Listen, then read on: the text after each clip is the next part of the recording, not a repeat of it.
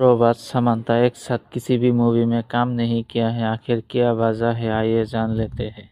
Rebel star Prabhas Baahubali से अपने नाम कमाया है। आजकल हर किसी को प्रभास का नेक्स्ट मूवी का इंतजार रहता है। प्रभास ने साउथ में बहुत सारे हिट मूवी दिया है। उसी तरह नागा चैतन्य की एक्स वाइफ समांता प्रभु ने साउथ में बहुत सारी अच्छी मूवी में काम किया है। जब एक रिपोर्टर ने प्रभास को पूछा है आप क्यों किसी भी मूवी में समांता के साथ काम नहीं किया है, तब प्रभास ने जो जवाब दिया है वो सुनने का लायक था।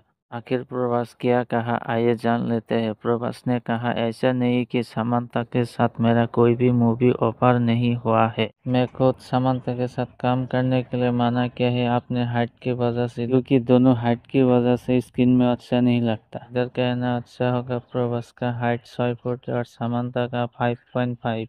मूवी रिव्यू बॉलीवुड गॉसिप सबसे पहले पाने के लिए सब्सक्राइब करो फिल्मी न्यूज चैनल को, साथ में बेल आइकन भी दबा दीजिए सबसे पहले लेटेस्ट वीडियो देखने के लिए, और लाइक शेयर कमेंट कीजिए।